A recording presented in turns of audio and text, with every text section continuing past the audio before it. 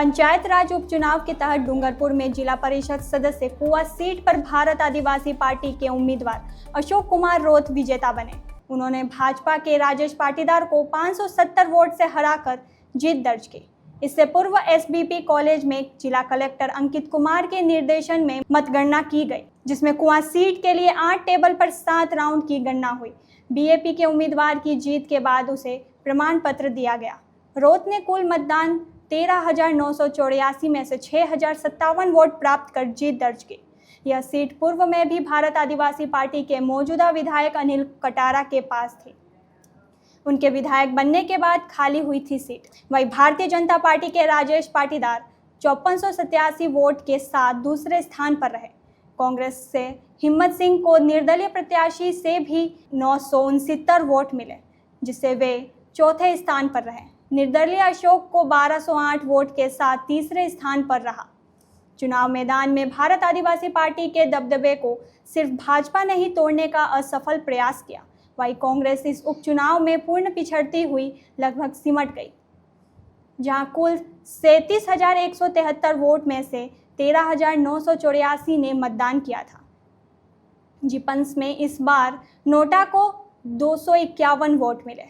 इस चुनाव से भारत आदिवासी पार्टी ने दबदबा अपने क्षेत्र में बढ़ाया, जहां 84 विधानसभा चुनाव में इसी क्षेत्र में इनके प्रधानपति ने बगावत की थी।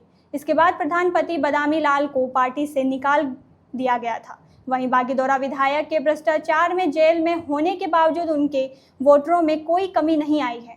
इस जीत से आगामी पंचायती राज चुनाव में उन्हें संबल मिलेगा।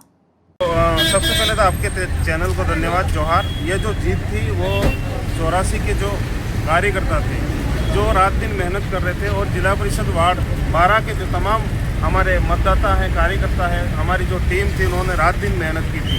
और विशेष करके ये जो सीट थी उस पर मैं पहले जिला परिषद सदस्य था और वहाँ से मैं आज विधायक बना हूँ। मेरी जिम्मेदारी थी कि इस सीट पर हम रात दिन मेहनत करके जिताए, और ये सीट पहले से हमारी थी और इस सीट पे हमको हराना बहुत मुश्किल था। और हमें पहले से ही अनुमान था कि इस सीट को हम जीतेंगे, क्योंकि हमारे जो कार्यकर्ता है, हमारी जो जनता है, वो बहुत ही समझदार जनता है। उन्होंने अपना जो मत है जहाँ देना चाहिए वहाँ पर उन्होंने दिया। आपके चैनल को जोहार।